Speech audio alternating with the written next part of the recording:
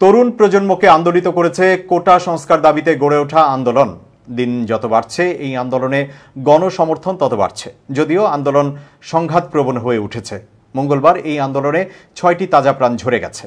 এমন পরিস্থিতিতে শিক্ষার্থীদের দাবির সঙ্গে একাত্মতা প্রকাশ করে শান্তি কামনা করেছেন ক্রিকেটাররা।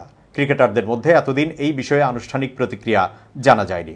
মঙ্গলবার নিজের ভেরিফাইড ফেসবুকে পোস্ট করে যার শুরুটা করেন জাতীয় দলের hard hitter batter Towhid Hridoy. তার দেখা দেখি একে একে মুশফিকুর রহিম, শরীফুল ইসলাম ও নুরুল হাসান সোহানের মতো ক্রিকেটাররা আন্দোলনরত শিক্ষার্থীদের সমর্থন জানান। ব্যাটার তাওহিদ হৃদয় লেখেন, সবকিছু থেকে দূরে আছি, তাই অনেক কিছুই দেখা হয়নি। আমার প্রাণের ঢাকা বিশ্ববিদ্যালয় আর রক্তাক্ত না হোক। পেসার শরীফুল ইসলাম বলেন, আমি একজন ক্রিকেটার হলেও আমি একজন ছাত্র। আমি চাই না আর কোনো ছাত্রছাত্রীর রক্ত ঝরুক। কোনো কিছু না বললেও অনেকটা নীরবে প্রতিবাদ করেছেন ক্রিকেটার মুশফিকুর রহিম। নিজের ভেরিফাইড ফেসবুক পেজে একটি পোস্ট করেছেন।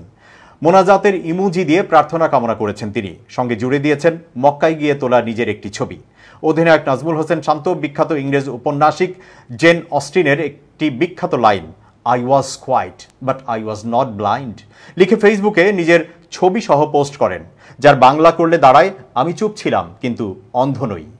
ঘরোয়া ক্রিকেটে পরিচিত মুখ ব্যাটার মুনিম শাহরিয়ার লিখেছেন, যদিও আমার ব্যক্তিগত গাড়ির লুকিং গ্লাস ভাঙা হয়েছে আন্দোলনকারীদের দ্বারা, এর পরেও আমি শান্তি চাই না কোনো সাধারণ শিক্ষার্থীদের রক্ত ঝরুক। আমি নিজেও একজন শিক্ষার্থী। যৌক্তিক দাবি যৌক্তিকভাবে নিরসন হোক। আমার ভাইরা বোনেরা সবাই নিরাপদ থাকুক। উইকেট রক্ষক ব্যাটার নুরুল হাসান সোহান লিখেছেন, ভবিষ্যৎ বাংলাদেশের রক্ত আর দেখতে চাই না, শান্তি চাই। আম্পায়ার গাজী সোহেল লিখেছেন, খুব কষ্ট হচ্ছে, হৃদয়ে প্রচণ্ড রক্তক্ষরণ হচ্ছে, মনের মধ্যে স্তব্ধতা গ্রাস করেছে।